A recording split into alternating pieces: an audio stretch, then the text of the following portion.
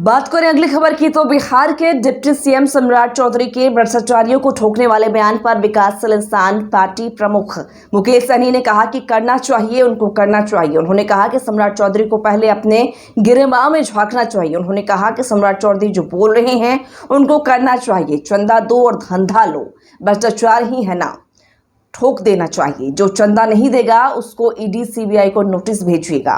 जो भ्रष्टाचार करके 16,000 करोड़ रुपए पार्टी में डोनेशन दिया है उन्हें पहले ठोकना चाहिए।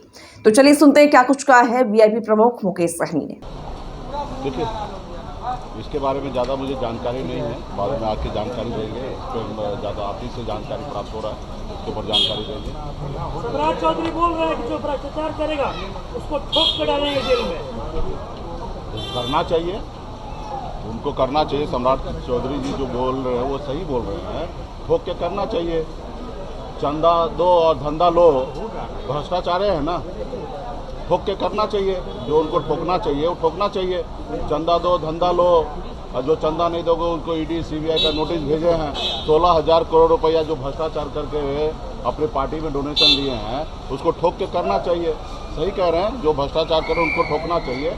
तो पहले अपने गिरेबान में झांकना चाहिए कि किस तरीके से उनके पार्टी के लोगों ने भ्रष्टाचार किया। पूरे भारत में हर जिला में ज़मीन खरीद लिया, हर जगह ऑफिस बना लिए हैं।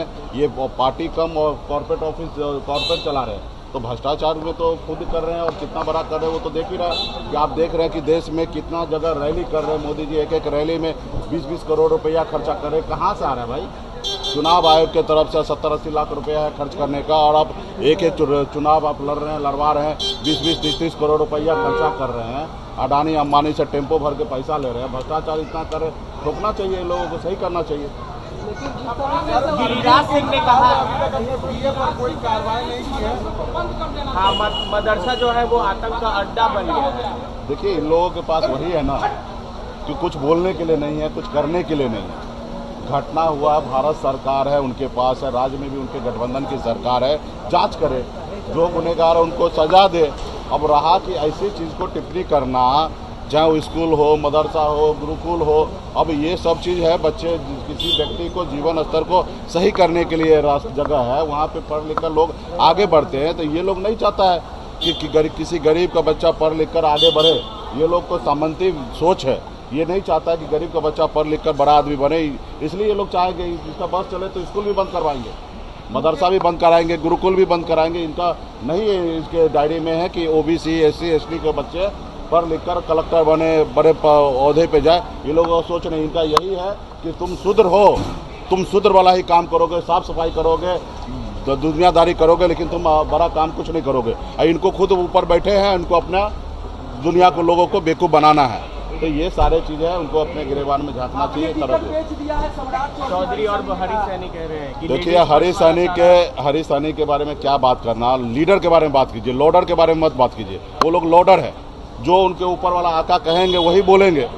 और रहा सम्राट चौधरी, तो सम्राट चौधरी टिकट बेचने की बात कर रहे हैं। और बताइए कि हरी सैनी कह रहे हैं निषाद को टिकट नहीं दिया। आप बताइए, आप कह रहे हैं कि सबका साथ सबका विकास।